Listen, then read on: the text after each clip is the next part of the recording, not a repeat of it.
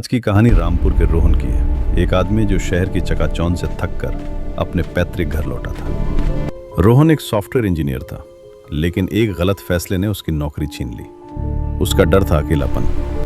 बचपन में माँ बाप की मौत के बाद वो हमेशा परिवार की तलाश में रहा, लेकिन उसे क्या पता था कि वो घर नहीं, एक परिवार का श्राप लौटकर बुला रहा है। 2024 की वो ठंडी नवंबर की रात रामपुर का गांव सो चुका था।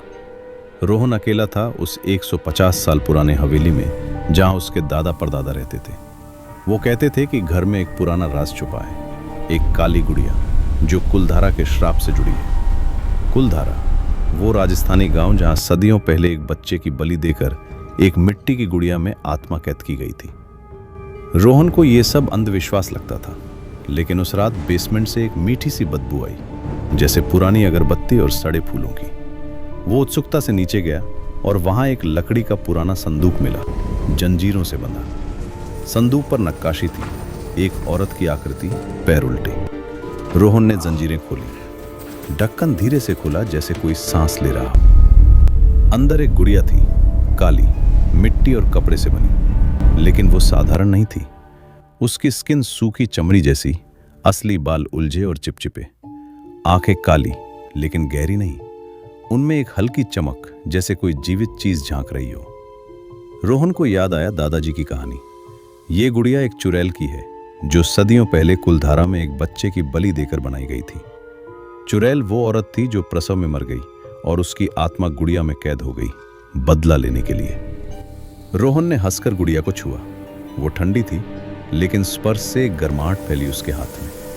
अचानक गुड़िया के होंठ हिले। वापस आया बेटा। रोहन चौंक गया।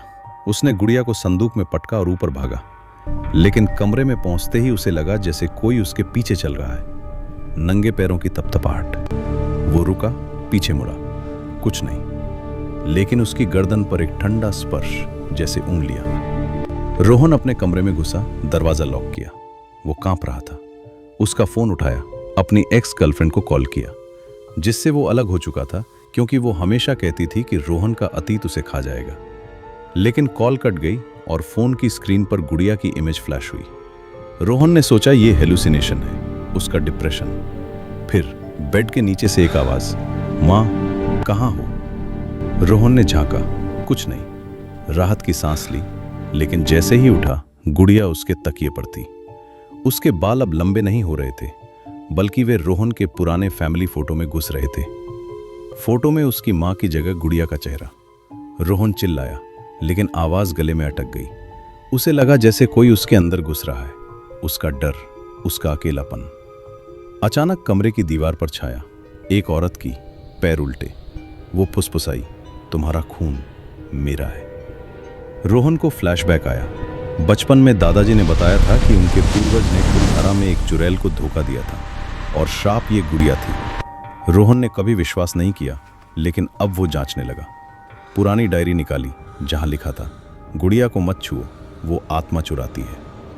रोहन भागा, लेकिन घर के हर कमरे में गुड़िया। बाथरूम में पहुंचा, आईना देखा। उसका रिफ्लेक्शन नहीं, बल्कि गुड़िया, लेकिन अब वो रोहन जैसी दिख रही थी। आईने से हाथ नहीं निकला, बल्कि रोहन का अपना हाथ गुड़िया जैसा हो गया।